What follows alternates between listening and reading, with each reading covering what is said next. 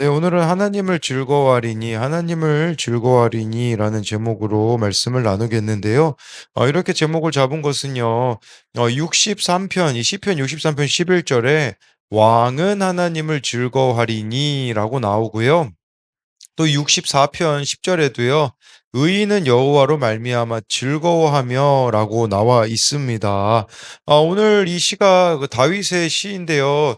인간적으로 보면요. 이 상황만 보자면 절대 즐거워할 수 없는 그런 상황이었습니다. 그러나 그 가운데 어떻게 다윗이 그 즐거움이 회복될 수 있었는가를 우리가 이 말씀을 통해서 같이 볼 텐데요. 첫 번째로는요, 하나님을 즐거워하는 자는 광야의 목마름을 주를 향한 갈망으로 바꿉니다. 시편 63편 1절인데요. 하나님이여 주는 나의 하나님이시라 내가 간절히 주를 찾되 물이 없어 마르고 황폐한 땅에서 내 영혼이 주를 갈망하며 내 육체가 주를 앙모하나이다. 이 시편 63편은요, 다윗이 유대 광야에서 있을 때 지은 것으로 쓰여 있습니다.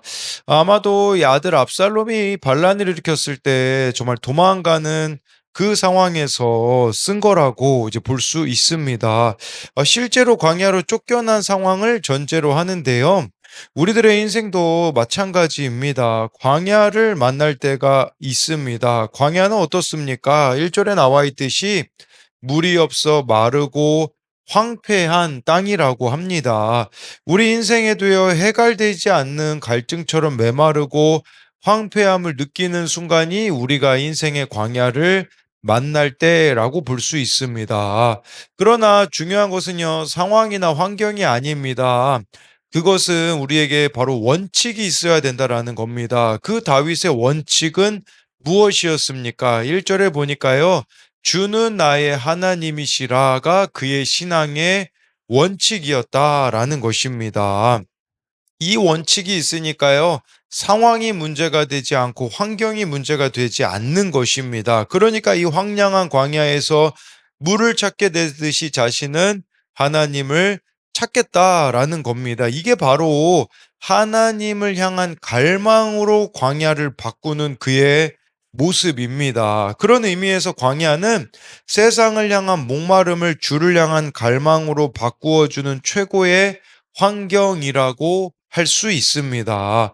이 인생의 광야를 만났을 때 필요한 게 있다면 그것은 여전한 방식이라고 볼 수 있는데 그게 바로 2절에 나옵니다. 내가 주의 권능과 영광을 보기 위하여 이와 같이 성소에서 주를 바라보았나이다. 네, 여기 보니까요, 성소는 하나님을 만나는 곳이었었던 것이죠. 그러니까 지금 광야에 있기 때문에 그가 장소적으로 성소에 있다라는 말은 아닙니다. 그러나 중요한 것은 이전에 성소에서 하나님을 만났을 때 권능과 영광을 경험하였기 때문에 비록 지금 자신은 이 유다 광야에 있지만 그때와 같은 방식으로 하나님 앞에 나아가겠다라는 것을 말씀해 주고 있는 것입니다. 그러니까 그 하나님을 만난 경험을 떠올리며 이곳에서도 그렇게 하나님의 권능과 영광을 경험하겠다라는 것이죠. 하나님을 찾겠다라는 겁니다. 우리가 알아야 하는 것은요. 고난은 하나님을 만나야 끝이 납니다. 그래서 다윗은 더욱 하나님께 가까이 나간다라는 것입니다. 그러나 중요한 것은 이것은 일회성이 아니라 지속성을 전제로 해야 된다라는 것입니다. 그러니까 우리가 이렇게 지속적으로 하나님을 찾을 수만 있다면요. 주의 권능이 우리에게 날마다 덧입혀지고요. 그 영광을 보는 삶이 당연하게 누릴 수 있는 것이 되는 것이 아니겠습니까? 5절에요. 골수와 기름진 것을 먹은과 같이 나의 영혼이 만족할 것이라 나의 입이 기쁜 입술로 주를 찬송하되 5절은 그 광야에서 다윗이 하나님을 찾았을 때 일어나는 반전입니다. 그것은 바로 하나님께서 영혼의 식탁을 차려 주신다라는 것입니다. 여기서 골수라는 것은요. 최고의 잔치 음식이고요. 뭐 기름진 것은 말하지 않아도 알겠죠. 그러니까 최고의 잔치 음식과 기름진 것을 먹은 같이 영혼이 포만감을 느끼게 된다라는 것입니다. 여러분 이게 참 역설적인 부분이라고 볼 수 있습니다.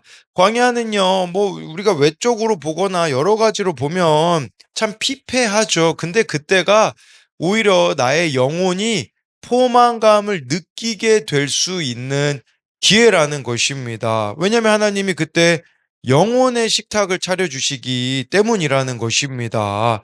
예, 이 생존을 위협받는 광야에서 다윗은 오히려 영혼의 식탁을 발견했다고 하고 있는데 왜 그렇겠습니까?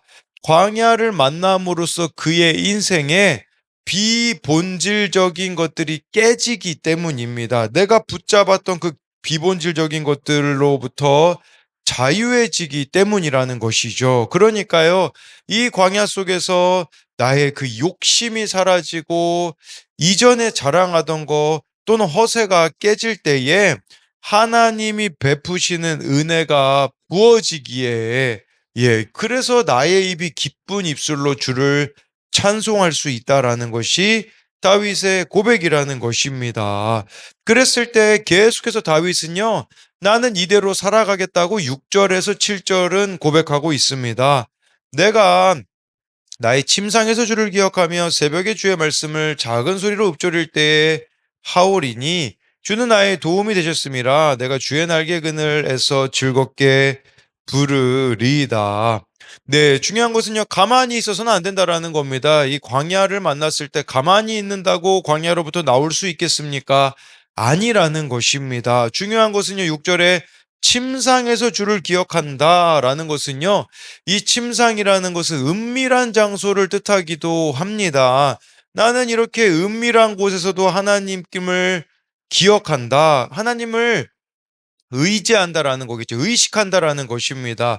우리도 생각해 봐야 됩니다. 이 침상이라는 것은 또 일상의 장소라고도 볼 수 있는데 얼마나 일상에서 또한 은밀한 장소에서 나는 하나님을 의식하며 살아가고 있는가를 보자는 거죠. 새벽에 주의 말씀을 작은 소리로 읊조린다라는 것은 우리로 말하자면요. 말씀 묵상하겠다라는 의미가 될 수 있는 것입니다. 예, 그래서요, 아무것도 할 수 없는 광야를 만났을 때 우리가 해야 되는 것은 이처럼 말씀 묵상과 기도라는 것입니다. 그러면 어떤 일이 벌어집니까? 7절에요. 주는 나의 도움이 되신다라는 것이죠. 그래서 내가 주의 날개 그늘에서 즐겁게 부르겠다라고 말하는 것은요. 찬송하겠다라는 것입니다. 여러분 이처럼 광야에서 하나님을 만나면요, 여전한 방식으로, 사실 우리 매일매일 인생이 광야 아니겠습니까?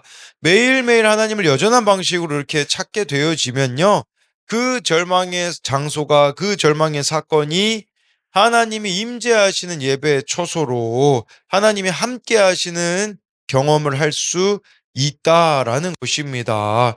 저는 어제 좀 이것을 경험했습니다. 뭐, 지난 금요일에 여러 가지 일정들로 인하여 제가 느끼기에는 금요기도에 설교를 잘하지 못하였다라는 것으로 인하여 낙심이 되는 지점이 있었습니다. 저는 하나님의 그 도우심을 구하기보다 저의 인간적인 방법과 지식을 의지했습니다. 그렇기에 제가 금요기도회를 준비하면서 안 했던 것은 참 금요기도회를 준비하는데 기도를 안 했던 제 모습이 있었습니다. 기도하는 시간보다는 말씀에 대한 설명들이 나온 책을 읽기를 선택했고 기도하기보다는 저의 피곤함을 해결하기 위해 잠시 자는 것을 선택했습니다. 그래서 금요일 밤에는 그런 번민이 저에게 있었는데 토요일인 어제는 일어나자마자 그래도 내려와서 예배당에서 기도를 했는데 신기한 것은 평소보다 말씀 준비가 주일 설교 준비가 빨리 끝났다라는 겁니다. 그러면서 제가 든 생각은 뭐냐면 하나님의 임재를 구하며 살아가는 삶은 가장 안전한 지름길이라는 것을 경험하였습니다. 마찬가지로 우리도 이 말씀 묵상과 기도의 균형을 이루며 나아갈 때에 그것이 인생을 가장 지혜롭고 어 지 어 평안한 가운데 살아가는 비결이라는 것을 기억하면 좋겠습니다. 그래서 이것에 대한 적용 질문은요. 지금 내 삶의 광야는 어디입니까? 그곳에서 내가 갈망하는 것은 무엇입니까? 이것은 시편 63편 1절에 대한 적용 질문이고요. 또 한 가지는요. 나는 어떤 어두운 밤을 지나고 있습니까? 이때도 말씀 묵상과 기도로 주의 날개 그늘에 머물고 있습니까? 지금 내 삶은 풍요한데 영혼은 메말라 있지 않습니까? 이 마지막 적용 질문은요. 그 시편 63편 5절을 반대로 바꾼 겁니다. 다윗은 광야에서 오히려 영혼은 풍성해지는데 우리는 반대이지 않는가? 세상적으로는 내가 부족한 것이 없는데 하나님에 대한 갈망이 없기 때문에 오히려 영혼은 메말라가고 있지는 않는가를 묻는 질문입니다. 두 번째로요, 하나님을 즐거워하는 자는 상처를 하나님께 드러내며 악의 평범성으로부터 돌이킵니다. 시편 64편 1절인데요. 하나님이여 내가 근심하는 소리를 들으시고 원수의 두려움에서 나의 생명을 보존하소서. 예, 다윗은 하나님께 자신의 근심하는 소리를 들어달라고 합니다. 이게 기도하는 거겠죠. 여기서 근심하는 소리를 이제 원어로 보면요. 단순한 신음이 아니라 마음속 깊은 묵상으로 한식 또는 여기 속말이라는 의미가 있습니다. 내면의 소리입니다. 그가 처한 상황은 여기 나와 있듯이 원수의 두려움입니다. 여기서 두려움이라는 단어는 지금 이 시대의 언어로 바꾸어서 표현해 보자면 아무것도 할 수 없는 공황 상태에 이르렀음을 보여주는 단어가 바로 원수의 두려움이라고 할 수 있습니다. 그런데 여기서 우리가 기억해야 되는 것은요. 하나님이 나의 근심하는 소리를 들으신다라는 것입니다. 그러면 하나님이 나의 근심하는 소리를 들으신다라는 것은 다윗에게는 어떤 의미였겠습니까? 바로 하나님께 자신을 드러냈다라는 겁니다. 하나님께 드러낸다라는 것은요. 자신의 마음속에 어떤 상처가 있는지 하나님 앞에 하나씩 드러내라는 것입니다. 상처를 덮어두고서 자신은 아무런 상처가 없다고 우기면 그 상처는 우리의 자아를 병들게 합니다. 상처받지 않는 사람이 누가 있겠습니까? 그러나 그 상처를 어떻게 다루느냐에 따라서 삶의 즐거움과 가치는 달라질 수 있습니다. 이처럼 가장 좋은 상처를 해결할 수 있는 방법은 하나님께 드러내는 것입니다. 기도하는 것입니다. 그래서 다윗은요, 그 상처를 하나님 앞에 드러내는데 3절에 보면요, 그들이 칼같이 자기 얼을 연마하며 화살같이 독한 말로 겨누고 이것은요, 다윗을 대적하는 사람들이요, 예, 말로, 예, 이렇게 공격하고 있음을, 그러니까 다윗이 말로 상처받았음을 하나님 앞에 고백하고 있는 것입니다. 그랬을 때 또 여기 5절에 보니까요, 그들은 악한 목적으로 서로 격려하며 남몰래 올무놓기를 함께 의논하고 하는 말이 누가 우리를 보리요 하며 3절을 보든 5절을 보든요. 그들은이 주어로 나와 있죠. 그렇다면 이것이 의미하는 게 무엇이겠습니까? 악인들은 항상 다수라는 것입니다.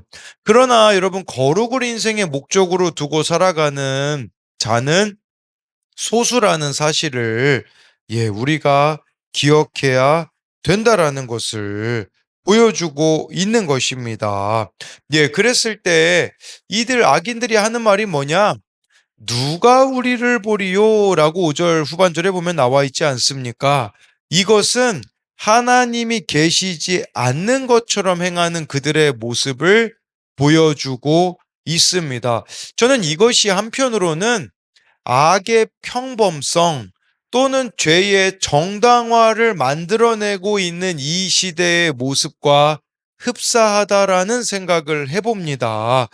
죄라는 것을요, 혼자 지으면 부끄럽습니다. 예전에 우리나라가 그랬죠. 뭐냐면, 그 배우들이요, 예를 들어 불륜을 저지른다. 그러면 기자회견을 열고, 그들이 은퇴를 하거나 그 죄에 대하여서 부끄러움을 느꼈던 시절이 있습니다. 그러나 지금은 어떻습니까? 간통죄가 폐지됨으로써요.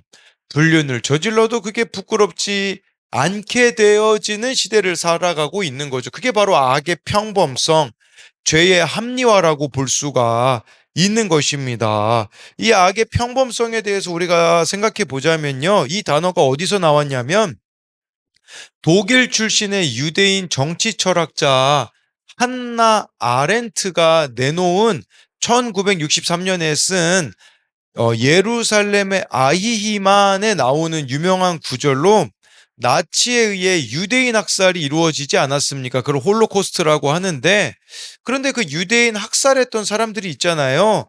광신자나 반사회성 인격장애자들이 아니라 놀랍게도 그 사람들이요, 상부의 명령에 순응한 지극히 평범한 사람들에 의하여서 자행됐음을 설명하는 개념이 악의 평범성이라고 합니다. 지금 이 시대에도요, 악의 평범성이 일어나고 있습니다. 죄를 정당화하고 평범해 보이게 만드는 것이죠. 낙태, 동성애, 불륜 등 여러 가지 요소들이 더 이상 죄가 아니라고 포장하는 시대에 우리가 살아가고 있습니다. 그것을 대하는 우리의 모습은요, 그것들에 대하여서 누가 우리를 보리요? 라는 식으로 하나님이 안 계신 것처럼 우리가 살아갈 것이 아니라 그러한 것들로부터 하나씩 돌이키는 자가 되어져야 된다라는 것입니다. 그래서요, 우리에게도 있잖아요. 지금 나의 삶에 너무 보이고 익숙해져 버린 죄가 무엇이 있는가? 그러니까 내 삶에 지금 배겨버린 그 악, 그 죄가 무엇이 있는지를 보자라는 것입니다. 지금 합리화하고 있는 게 분명히 있을 거란 말이죠. 이것은 어른용 큐티 묵상간증, 마르고 황폐한 저장강박증에 보면요. 이분은 절약 정신이 몸에 배었다고 합니다. 왜냐면 가정에서 그런 교육을 받았고요. 뿐만 아니라 외국 유학 생활에서 1년치 학비, 생활비 안에서 모든 걸 해결해야 하다 보니까 물건을 좀처럼 버리지 않고 심지어 남이 버린 것도 주워와서 사용하는 것이 이분의 삶에는 당연하게 여겨지는 게 있었다고 합니다. 거기 묵상한 지 이런 내용이 나옵니다. 가지고 와봤는데 2019년에 남편이 음주운전 사고로 갑자기 세상을 떠나면서 저는 홀로 두 아이를 키워야 했습니다. 아들의 미대 입시비와 생활비 등으로 통장 잔고가 바닥나자 저는 물이 없어 마르고 황폐한 땅처럼 물건을 더욱 버리지 못하게 되었습니다. 예전에 교회 소그룹 지체들이 저희 집에 왔을 때 한 목소리로 TV에 나오는 저장강박증 할머니 같다고 해서 충격을 받은 적이 있습니다. 그리고 최근에는 자녀들이 제가 부끄럽다며 물건을 다 버리겠다고 선언하기도 했습니다. 그러던 어느 날 버릴 물건을 정리하던 딸이 현관에 있는 유리공병 6개를 냉장고 위에 잠시 올려두었습니다. 그런데 제가 냉장고 문을 열다가 유리병이 우르르 떨어지면서 제 엄지발가락에 유리 파편이 박혔습니다. 저는 바닥에 흩어진 수많은 파편과 흥건한 피를 보며 황폐한 환경에서 내 힘으로 돈을 아끼려다 강박이 생긴 사실을 알게 되었습니다. 그리고 주님만이 저의 소망임을 잊고 돈의 노예가 되어 주어진 것에 만족하지 않는 죄를 회개했습니다. 라고 나와 있습니다. 여러분, 이처럼 우리들의 삶에 평범해 보이는 것처럼 그러나 깊숙이 자리 잡고 있는 이런 죄가 있다라는 것이죠. 이런 강박, 중독, 놓지 못하고 있는 것들이 있는 것인데 여러분 이것을 하나하나 우리가 말씀에 비추어서 회개하며 돌이키는 은혜가 있어야 한다라는 것입니다. 이따가 오전 예배 때도 말씀 가운데 나누겠지만 그런 게 요즘 이 시대엔 있더라고요. 뭐냐면 결혼식을 올렸으나 혼인신고를 하지 않는 이 시대에 또 악이 있습니다. 왜 그럴까요? 그 이유는요. 살아보고 결정하겠다라는 것입니다. 여러분 그것이 바로 하나님을 의식하지 않는 모습이 아니겠습니까? 우리도 하나님을 의식하지 않고 결정하는 그 무엇이 있다면 그것 또한 오늘 말씀에서 죄라는 것을 기억해야 합니다. 그래서 이것에 대한 적용 질문은요. 내가 직면하지 못하고 회피하고 있는 상처는 무엇입니까? 하나님께 그것을 구체적으로 맡기려면 어떻게 해야 합니까? 이것은 시편 64편 1절에 다윗이 그가 경험하고 있는 상처들을 하나님께 가지고 나아갔다라는 것처럼 우리도 회피하지 마시고 그 상처를 하나님 앞에 구체적으로 하나씩 맡겨 나가야 된다라는 것이고요. 또 한 가지는요, 나의 삶의 일부가 되어 평범해 보이지만 돌이켜야 하는 중독과 강박과 죄는 무엇입니까? 그래서 우리들의 삶에 정말 이게 이미 일부가 되어 버린 그 죄의 모습들이 있다면 우리가 그것으로부터 돌이키자라는 것으로 만든 질문입니다. 그래서요, 오늘 말씀을 이제 요약하면요. 하나님을 즐거워하는 자는 첫째로 광야의 목마름을 주를 향한 갈망으로 바꾸는 자입니다. 또 하나님을 즐거워하는 자는요, 상처를 하나님께 드러내며 악의 평범성으로부터 돌이킵니다. 다윗도요, 그러지 않았습니까? 막 사울을 죽이자고 주변 사람들이 얼마나 많이 이야기했습니까? 기회가 있었을 때. 그러나 그 악의 평범성을 거절하였던 그 다윗의 모습. 물론 다윗이요 또 악의 평범성에 빠지는 게 있긴 합니다. 뭐냐면 밧세바를 범했을 때 회개가 바로 안 나오죠. 왜 그렇겠습니까? 다른 왕들도 다 그렇게 살아가는데 라는 측면이었다라는 거죠. 그 악의 평범성으로부터 돌이키는 우리가 되어야 합니다. 기도하겠습니다. 살아계신 하나님 아버지, 오늘 말씀을 통하여 하나님을 즐거워하는 자가 되기 원합니다. 하나님, 우리가 인생에 광야를 만날 때가 있습니다. 광야를 만났을 때 주의 성소로 나아가는 겁니다. 하나님을 만나는 자리로 나아가는 것입니다. 하나님, 이 광야는 내가 하나님을 만나야지만 끝이 난다라는 것을 기억하기 원합니다. 그렇기에 하나님 여전한 방식으로 살아가기 원합니다. 침상에서 새벽에 주를 묵상하는 하루의 시작과 끝을 하나님께 온전히 맡기기 원합니다. 하나님, 하루를 살아갈 때 이 말씀 내가 아침에 묵상했다고 끝이 아닙니다. 순간순간마다 오늘 말씀이 뭐라고 했는가 하며 그 말씀의 자리로 돌아가는 은혜가 우리들 가운데 있기 원합니다.